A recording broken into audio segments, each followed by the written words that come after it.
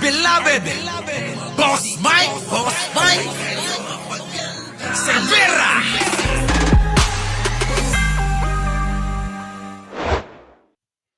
Kita ko ho ngayon,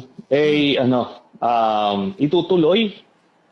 Wala na hong sa usapin yung hindi itutuloy. Nako! Diyos ko po! Mga kababayan ha! Oh, lahat ng sinabi ni Mayor Trillanes, never pang hindi nagkatotoo. Itutuloy mga kababayan.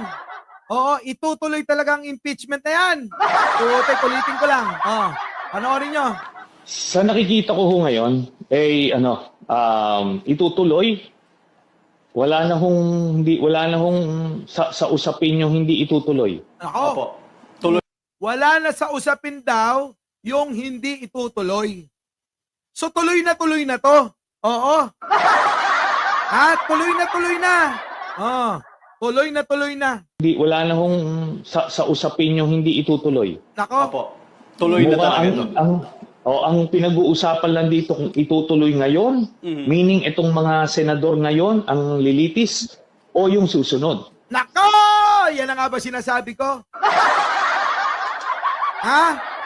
Ang lilitis, nako, yung daw susunod. Along, Mayor Along, sana man lang no, nakikita ka namin, nagsasalita ka ng ganito. Diba? Nakita nyo na ba si Along magsalita pagdating sa usaping nasyonal sa bansa? Sige nga, tanong ko lang nakita nyo na ba? Sa bagay, yung tatay na congressman, hindi natin makitang nagsalita sa kongreso? Si Along, nakita nyo ba? O baka naman natabunan siya kaya hindi natin nakikita?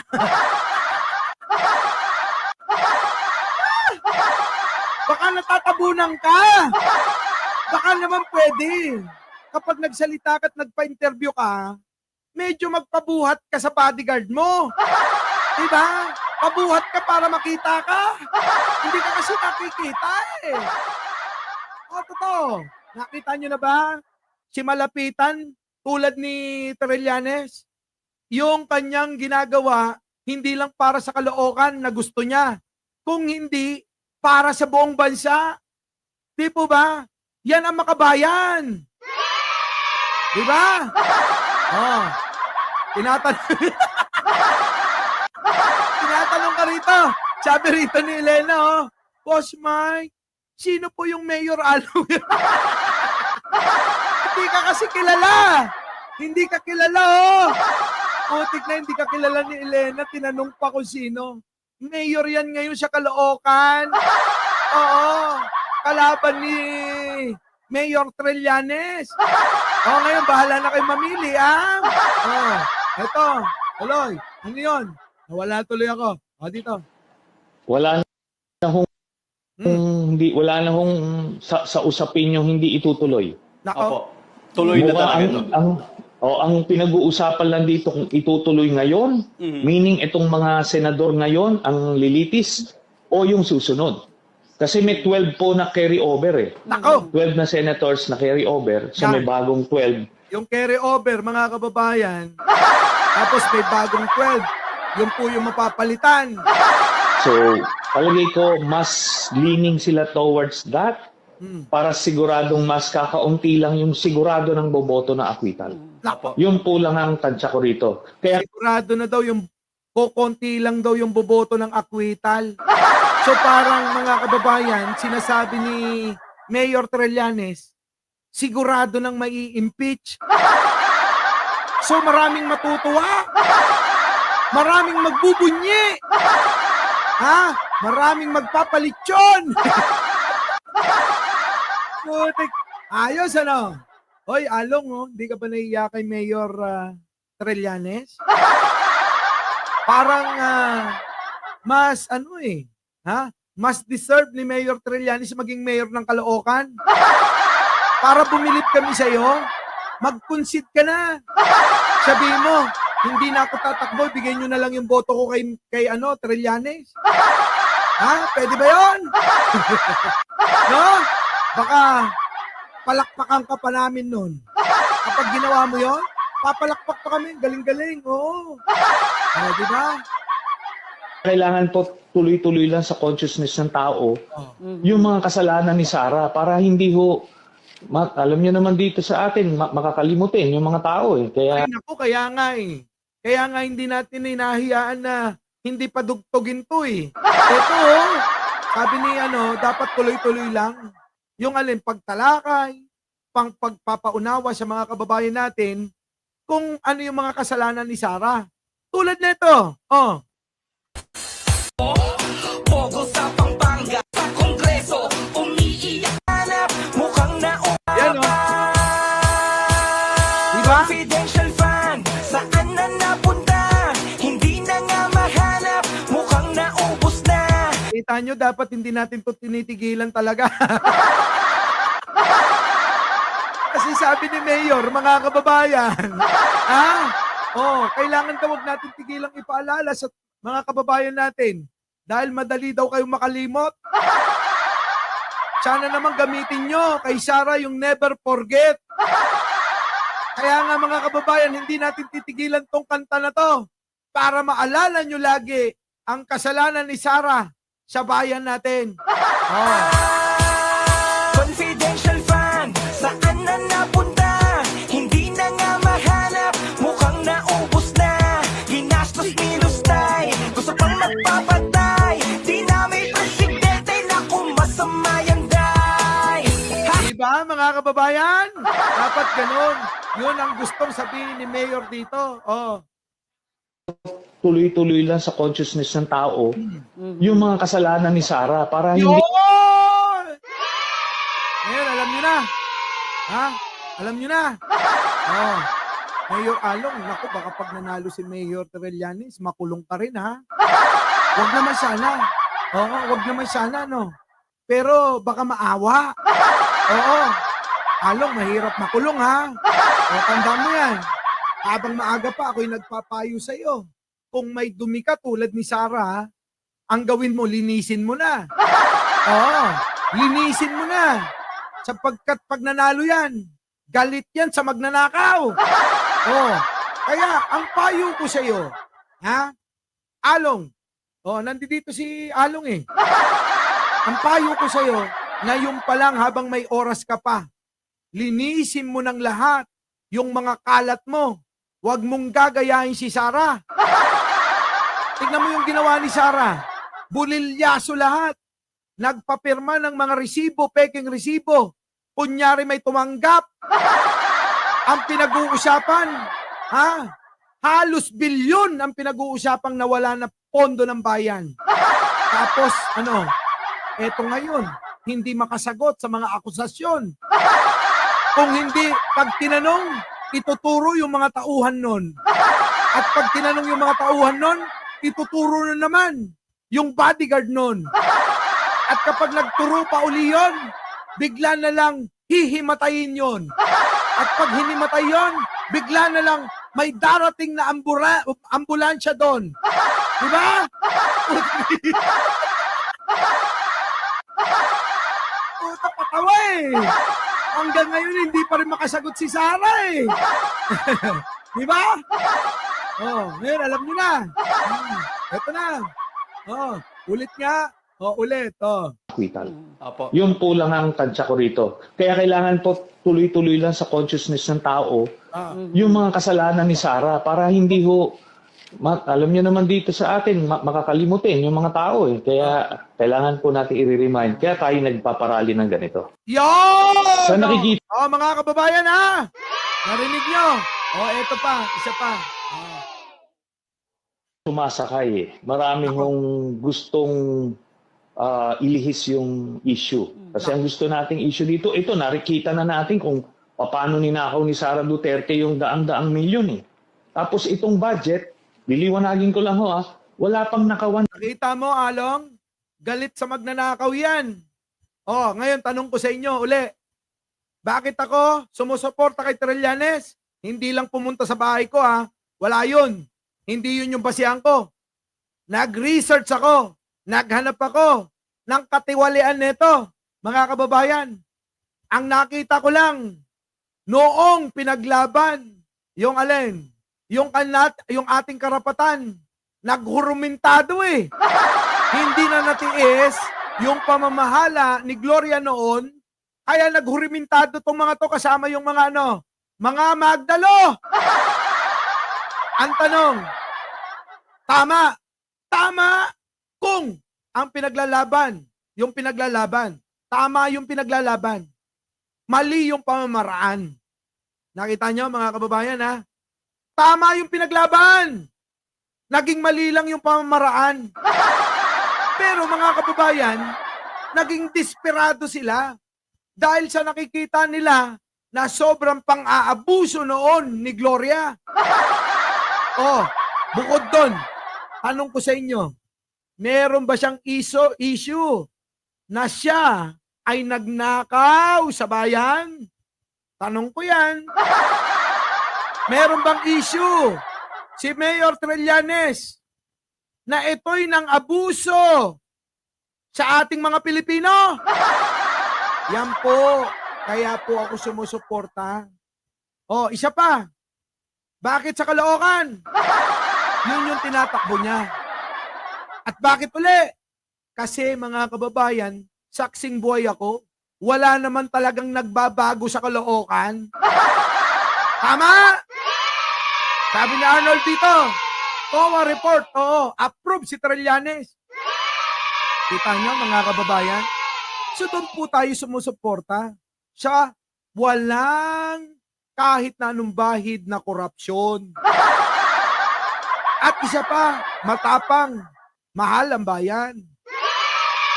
Isa pa, wala sa kanya, mga kababayan, wala sa kanyang pagkatao, ang pagiging makabayan kung hindi yan nagsundalo. Kaya bilib ako maraming mga sundalo, maraming mga pulis, maraming alagad ng batas. Kaya yan mga pumapasok dyan, mga kababayan, kasi nananalaytay sa dugo nila, sa puso, sa isip, ang pagiging makabayan. Ganyan ho Oo, sa totoo lang. Dapat naging classmate ko to Kaya lang hindi ako tumuloy. Tatay ko kasi. Huwag kang magsundalo. Baka ipadala ka sa Mindanao. Gusto ko talaga magsundalo noon. Siguro ngayon, general na ako. Kaya ang ginawa nung tatay ko, sabi, anak, huwag dyan, mahal kita. Baka ipadala ka sa Mindanao, mamatay ka. Ang laki mo pa naman. Kitang-kita ka kagad. Ang taba ko nun anong ginawa? Kumuha ka na lang ng nautical engineer. Nautical engineer. Ano kaya may iaambag ko sa bayan? Tanong ko naman. Wala, napilitan na ako. Pag sinabi ng tatay natin, wala na tayong magagawa. Hindi naman tayo magpapaaral Di ba? Kaya sunod lang tayo. Kaya ito payo ko sa inyo mga kababayan. Payo ko sa inyo. Huwag niyong tututulan ang kagustuhan ng mga anak ninyo sa mga pangarap nila. Kahit ano pa yan. Bilang magulang, tayo dapat sumusuporta. Huwag tayong magdidikta sa mga naisin ng mga anak natin. Kasi darating yung panahon, tayo'y sisisihin. Bakit hindi sila nagtagumpay sa buhay? Dahil sa kagagawan din natin. Kaya ako yung mga anak ko, bahala kayo. Kung anong gusto nyo. Gusto nung isang anak ko, ayun, kumukuha na. Magdudoktor, 2. Yung isa, graduate ng IT, kaya magaling sa computer yun yung isa naman, magaling sa pagninegosyo. Siya ngayon ang humahawak ng negosyo yung isa naman, gusto maging piloto. Kita nyo, yung isa mukhang nagmana sa akin, makabayan, yung bunso ko. Gusto maging sundalo. Ganun dapat. Sabi ko mga anak, habang ako'y kaya pang maghanap buhay, kaya ko pang lahat tong ginagawa ko. Kunin nyo lahat ng gusto nyong kurso. Yung gusto nyo, hindi yung gusto ko. Ganun dapat, mga kababayan. Hayaan nyo sila sa gusto nila. wag nating iimpluwensyahan. Kung saan sila masaya, doon sila. O bakit nagtataka kayo kung bakit marami kong anak? Eh marami kong naging asawa.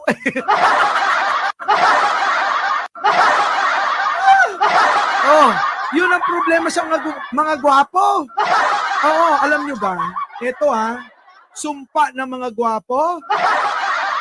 May sumpa ang mga gwapo, baka hindi nyo alam. Ang sumpa ng mga gwapo, kung kani-kanino na pupunta. Kaya wag na kayong magtaka kung bakit maraming nagbunga.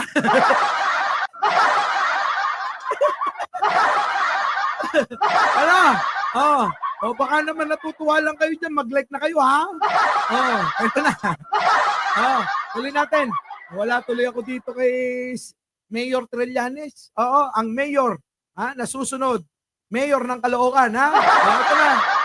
Marami hong sumasakay eh. Marami hong gustong ilihis yung issue. Kasi ang gusto nating issue dito, ito nakikita na natin kung paano ninakaw ni Sara Duterte yung daang-daang milyon eh. Grabe, ninakaw mo pala, Sara eh! Nakita na ni Trillanes yung pagnanakaw mo eh! Magnanakaw ka pala eh! Sabi niya. Oy, Sara! Sabi ni Trillanes, magnanakaw ka pala eh! At yung tatay mo, nagnanakaw eh! Sabi rin ni Trillanes, drug lord si Pulong eh! Sabi niya. Di ba? Sabi ko ano yan? Tapos wala naman kayong ginagawa. Totoo ba? Kasi mula nung inakusahan kayo ni Trillanes, hindi nyo naman dinimanda. Wala kayong ginawa. So, ibig sabihin, mukhang totoo yung paratang niya. Di ba? Tama ba mga kababayan? Ganun ba yun?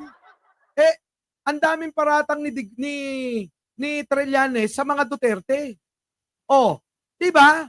Pero bakit hindi demanda? Ano? Sabi ni Rain. Preno ako. Meron akong reference dito. Sabi ni Mayor Trillanes yan. Ano sabi? Ulit. Gusto nating issue dito, ito nakikita na natin kung paano ninakaw ni Sara Duterte yung daang-daang milyon eh. Kita nyo? Nakita na daw natin kung paano ninakaw ni Sara Duterte ang daang-daang milyon. Sabi nung idol ko. Alam ka naman maging idol ko si Along. Minsan hindi ko naman nakitang nagsalita yun. Di ba, mga kababayan? Dito tayo. Saan? Sa mayroon nang napatunayan. Tama, mali. Dito tayo sa may napatunayan. Wala nang iba. Mayor Trillanes lang. Kita niya. Isa pa. Ating issue dito, ito nakikita na natin kung paano ninakaw ni Sara Duterte yung daang-daang milyon eh. Tapos itong budget, liliwanagin ko lang wala pang nakawan sa budget. Budget proposal lang, kumbaga yan pa lang yung magiging basis na gastusin. Yung implementation ang nakawan. Kaya po ako bilang anti-corruption advocate. Nako, anti-corruption advocate, parehas kami. Kaya pala nagkakasundo kaming dalawa. Ngayon alam ko na. Kaya pala kami nagkakasundong dalawa kasi galit kami sa korupsyon. Ngayon alam niyo na kung bakit idol ko siya. Ang tanong kung idol niya ako. Tanong ko lang, Mayor Trillanes, naging idol mo rin ba ako? Di ba? Hindi po ako nakatingin sa budget. Nakatingin ako sa implementation. Correct. Kasi kahit na maglagay ka ng daang-daang bilyon kung saan-saan, kahit hindi tayo nag-agree doon, pero yun po ang priority nung pong administrasyon. Wala kang magagawa. Yun ang priority Wala kayong magagawa dyan sa baykam-baykam nyo. Sa mga peking mga pinapakita nyo, walang magagawa dyan. Kung hindi dapat sumunod lang kayo. Di ba mga kababayan? Our beloved Boss Mike Severa.